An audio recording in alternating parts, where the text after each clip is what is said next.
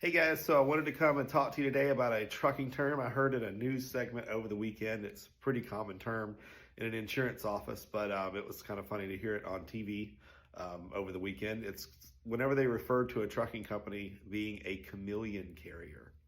A chameleon carrier in the trucking world, in the insurance world, we're talking about someone that's basically running from their past.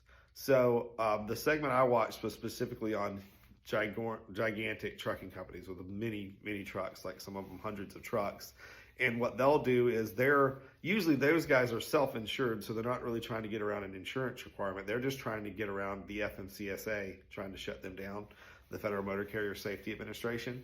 So what the chameleon carrier will do is once they've racked up a ton of safety violations, out of service violations for the trucks, out of service violations for the tractors, if they get too many demerits and they think that they're about to be shut down by the FMCSA, they will simply create a new LLC. They'll obtain a new DOT number, sometimes with supposedly new ownership, but it'll be all of the same equipment and then all of the same drivers, and they'll just roll out into a new trucking company, the new DOT, new LLC, and put that on the side of the truck, and then they can avoid all of the past safety violations that they've had.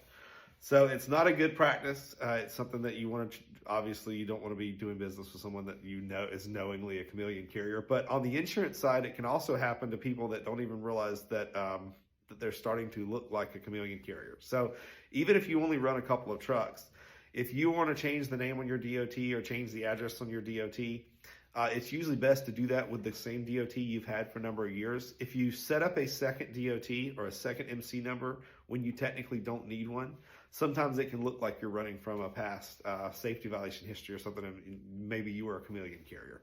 You don't want to get that stigma put on you, because if you're ever labeled as a chameleon, it is really hard to get insurance, because a lot of them will put that in their reports and they just won't offer you a quote. So it's just my 2 cents today. We're also going to link back to an article where you can read about what I was talking about. So that's it for today. Watch out for chameleon carriers.